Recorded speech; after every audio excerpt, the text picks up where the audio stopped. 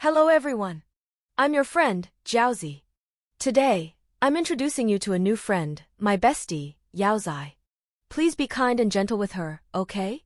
Yaozai and I have known each other for almost 10 years now. Our relationship is super close, like real sisters.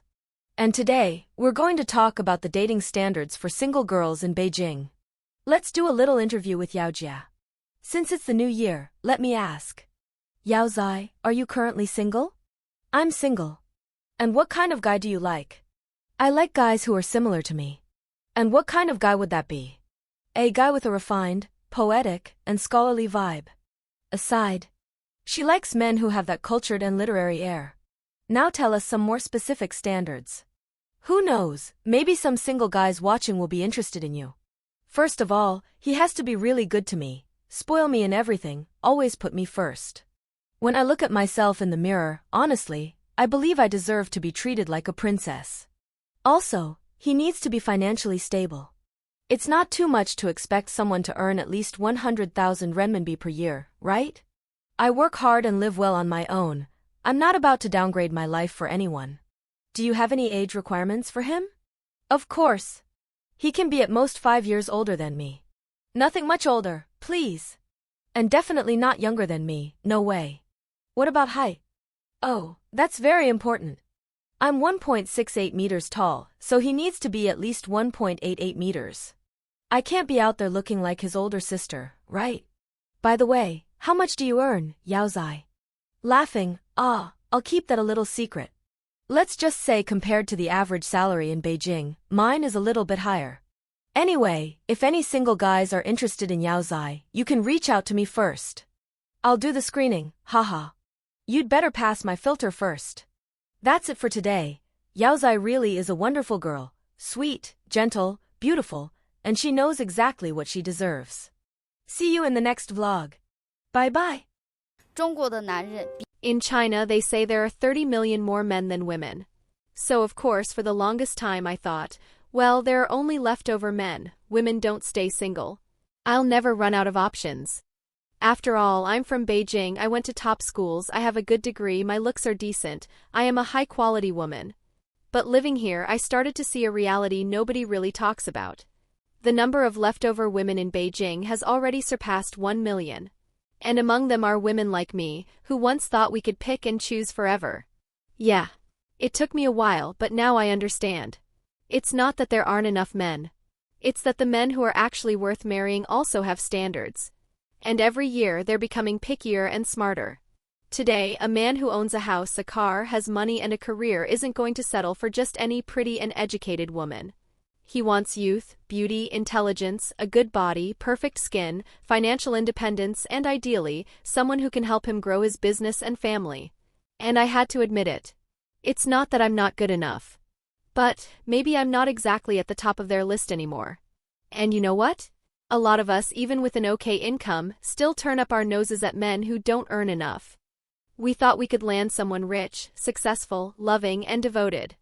But honestly, what exactly makes us think we automatically deserve all that? In the end, marriage is a two-way choice. It's not just us choosing them, they're choosing us too. And if there are so many leftover women in Beijing today, it's because one way or another we believed for too long that we could always wait, that there would always be better options. And now? Time has passed, age has caught up, and the pool of possibilities has shrunk. Many of us still refuse to settle. And so we remain, leftover, disillusioned, and painfully aware that the real world has no mercy. At the height of my youth, I truly believed I was unbeatable. Everywhere I went, school, work, social events, people would compliment my beauty, my education, my potential. It made me believe I deserved nothing less than the best of the best. I used to say, why settle?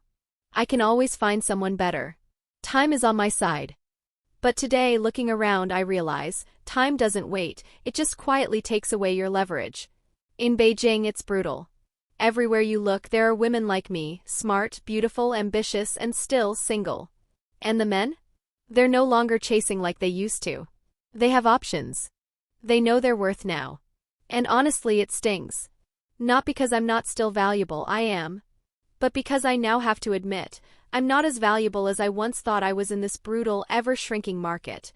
Some nights I tell myself, It's not me, it's the men who are blind, shallow, intimidated. But deep down I know that's just pride talking. Reality is harsher than pride. And if you think I'm exaggerating, go visit any high-end matchmaking event in Beijing today. You'll see dozens, hundreds of women in their late 20s, 30s, even 40s, dressed perfectly, smiling flawlessly, waiting, hoping, bargaining, for the attention of the few men who still meet their minimum standards. It's a silent battlefield. Not everyone wins. And as for me? Well, I'm still standing. Still believing I'm worth it. But now I move with my eyes open, not with illusions. Whether that makes me wise or just late to the game, I guess only time will tell. 王婆赶紧说 Wangpa, you'd better stop now. A whole bunch of aging princesses are dreaming of canceling you. Because your trip to Wuhan this time ripped off the fig leaf covering China's dating market. You dragged the twisted standards of some older women out from behind the curtain and into the spotlight. For example, there's this 30-year-old little fairy who works as a dance teacher. She said she wants a man with great fashion sense, at least 1.80 meters tall. If you're not 1.80 m, don't even raise your hand. Okay? 1.80 m minimum. She also demands that if the man works in the public sector, his annual salary must be at least 200,000 renminbi. And if he works in the private sector, he must earn over 300,000 renminbi per year. When Wangpa heard this salary expectation, all she could do was shake her head. A man earning 300,000 a year? Honestly, he wouldn't even show up at events like this. Seriously, little fairies, have you ever stopped to think? This is Wuhan, not some fantasy world you keep scrolling through on Douyin or Xiaohongshu, where everyone supposedly earns tens of millions a year, lives in mansions, and drives Ferraris. If you say you make 1 million yuan a year, you still might struggle to find a date there. And if you only make 100,000 yuan a year, they say you don't even deserve to post videos.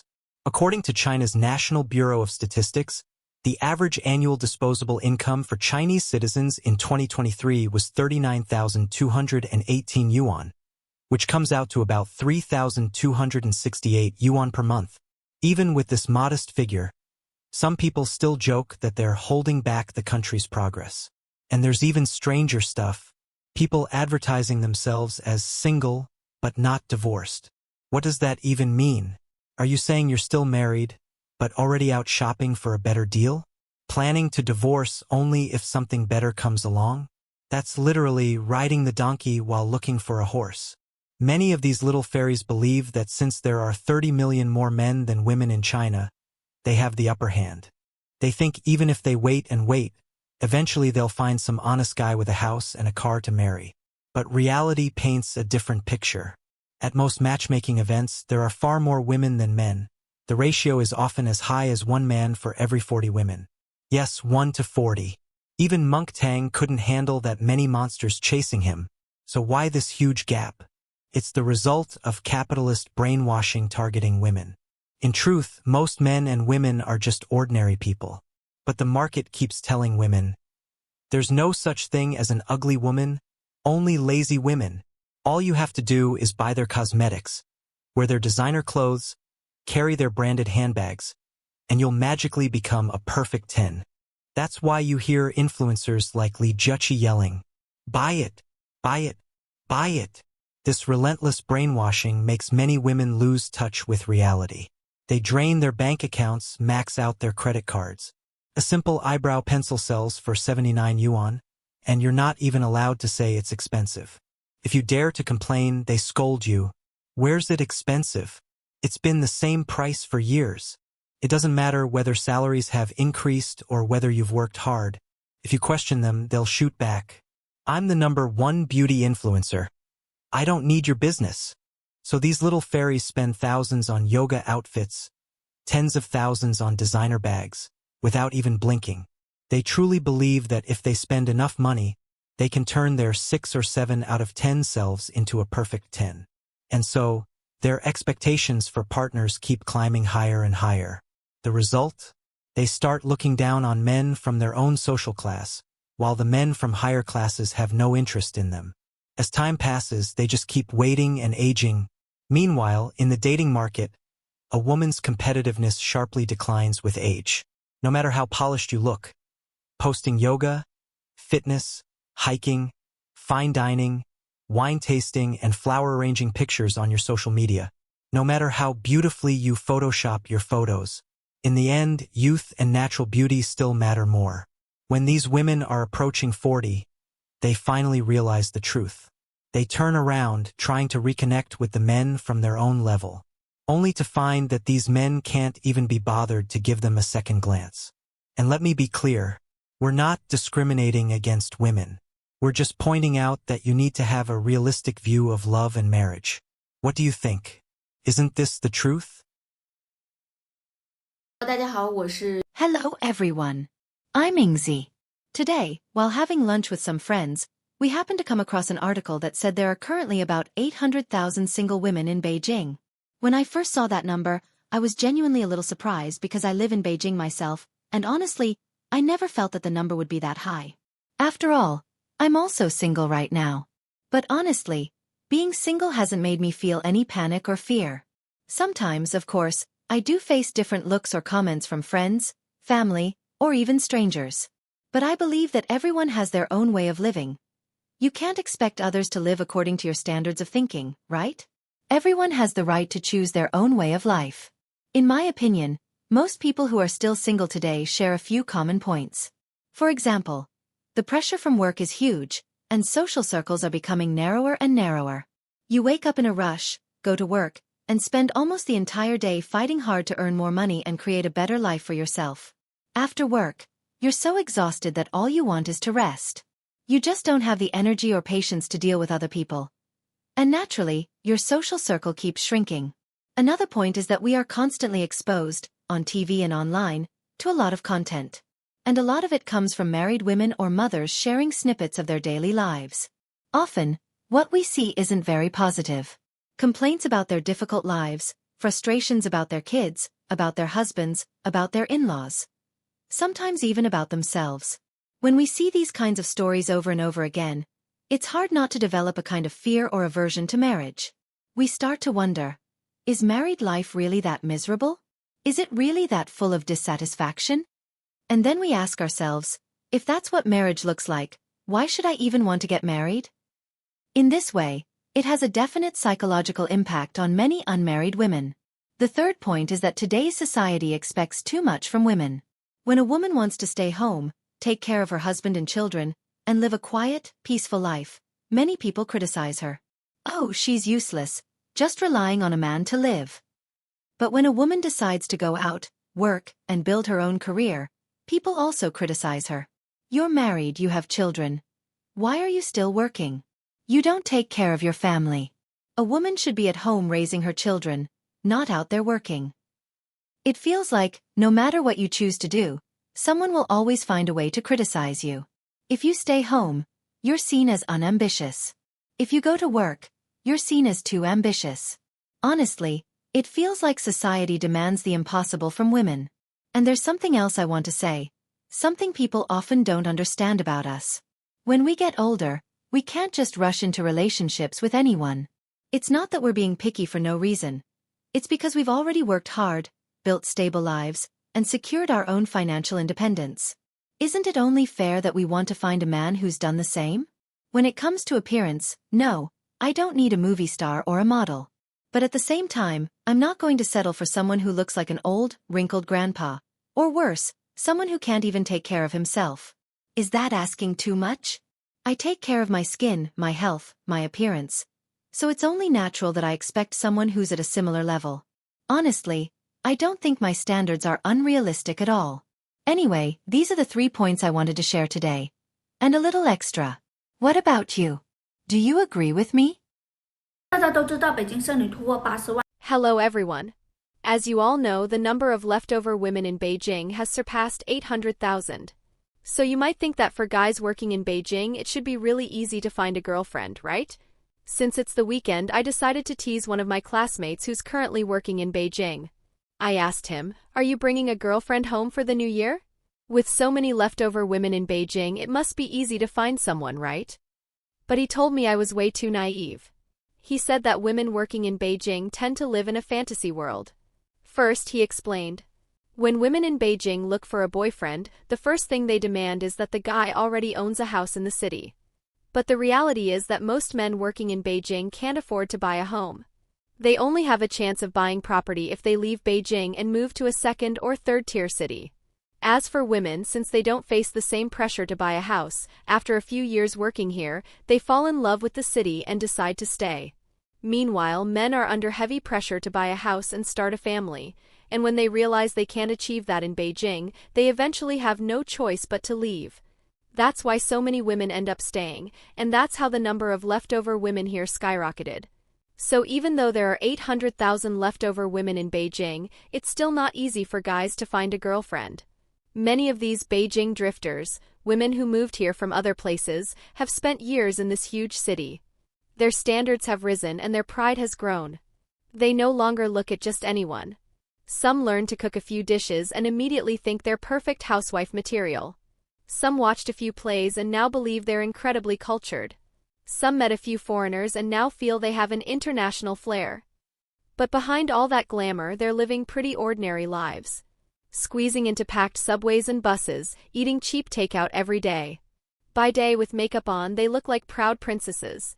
At night, when the makeup comes off, they turn back into normal girls. Many of these women truly believe they're exceptional, as if only a diamond bachelor could be good enough for them. Unfortunately, those so-called diamond bachelors aren't looking at the hard-working girls of Beijing. After a few years of waiting, these women start feeling anxious. Some think about going back to school, earning more degrees, but year after year they simply remain leftover. When someone tries to gently suggest that maybe their standards are too high, these women immediately protest. Marriage isn't a necessity. They love to live in their fantasies, not realizing that at 20 you're the one doing the choosing, but by 30 or 40 it's the opportunities choosing you. Some women might have a brief moment of clarity, acknowledging reality. But when it comes time to actually make a choice, they slip right back into denial. In a city like Beijing, marrying a man without a house, a car, or savings feels like a huge loss for them, and they simply can't accept it. And sadly, that's the real situation for many of the women who migrated to Beijing. I can see it around me. Women in their 20s and women in their 30s have the same dating standards. They all want a man with a house, a car, and savings. But many seem to forget that age is a woman's biggest advantage. Meanwhile, men who move to Beijing have a much more realistic mindset. When men reach a certain age, they don't waste time dreaming about love and romance. They don't shout, "I don't believe in love anymore." They simply act. They focus on finding someone compatible and getting married. That's the big difference. Men are willing to compromise. Women often are not. A lot of people might say, with so many leftover women in Beijing, shouldn't leftover men have it easy? But it's not that simple. When a man and a woman both remain unmarried at an older age, there's a value gap between them. Everyone knows why many women remain single, because they have very high material expectations. Most men either can't meet those standards or simply aren't willing to try. Older men who are still single tend to fall into two categories. Either they are very successful financially or they're struggling financially. And when facing these highly demanding leftover women, those who struggle financially simply can't meet their expectations. Meanwhile, the financially successful men? They're surrounded by plenty of young women, so why would they choose an older, demanding woman? That's why men who work in Beijing often end up, after gaining enough experience, money, and connections, choosing to move back to second or third-tier cities, where they can settle down and start families. After hearing all this from my classmate, I realized men working in Beijing face a lot of pressure and frustration too. But at least after a few years, they've accumulated something: contacts, skills, savings. You don't have to find love in Beijing to live a good life. What do you think? I'm Zine. If you enjoyed my video, please press the like button and follow me. Let's cheer on all the hardworking Beijing drifters out there. She is a woman who basically built her life on her own, becoming excellent through her own merit. Yet, she still can't understand why she remains single. In my opinion, this happens for two main reasons. First reason: family background. There's an interesting phenomenon. Women from privileged families have a much lower chance of remaining single. Why? Because of what I call future vision. High-potential men, those just starting out, are quickly spotted by these experienced families who know how to recognize value early. They have the resources, the references, and the networks to guide their children toward the best matches. That's why their sons and daughters often marry early and well. But for the women who have ended up left over, the story is different. Their upbringing didn't provide them with that sharp vision or strong support network. They had to build their ability to spot quality people on their own, and by the time they mastered it, the best candidates had already been taken. While others had shortcuts, these women had to carve the path from scratch. Second reason, the logic of the marriage market. The marriage market is not decided by women, it's decided by men. And many men think extremely pragmatically when it comes to marriage, focusing mainly on two factors: accessibility and loyalty. Why do so many men not dare to approach excellent women? Because they perceive the chances of successfully winning such a woman to be very low. In their minds, winning over an excellent woman is expensive, requiring lots of effort, emotional investment, and still with a high risk of failure. So most simply don't even try. That's why you see this phenomenon. Excellent women have very few men around them, while more ordinary women are surrounded by options. This is what we call the accessibility problem. There's also the issue of family-imposed accessibility. Some women are so strictly protected by their families that no one can even get close, making it even harder for them. And even if a man manages to get close, there's still the next question: would he actually dare to marry her? This brings us to the second key factor: loyalty. Men evaluate both accessibility and loyalty together. It's never just one or the other. If a woman is easy to win, but perceived as having low loyalty, men might be interested in dating her, but not marrying her. And how do men judge loyalty? In a selfish and very practical way. If a woman has many male friends or is always surrounded by men, her loyalty is immediately seen as questionable. So think about it. If an excellent woman already has low accessibility, and additionally gives off any sign of low loyalty, fair or not, most men won't even bother trying. Result: the more excellent a woman is, the higher her chances of remaining single. And this is not her fault. It's the way men perceive and operate in the marriage market. Of course, this theory doesn't apply to all men. And yes, I'm aware that some excellent women are also extremely demanding. But the key point remains: women who consider themselves excellent naturally seek partners at the same level, and that's precisely where these dynamics of male selection kick in.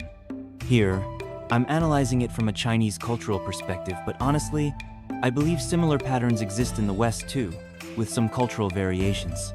Now, I want to hear from you. Do you agree with this theory? Why do you think so many excellent women remain single? Share your thoughts in the comments. If you enjoyed the video, please like and subscribe for more discussions like this. See you in the next video.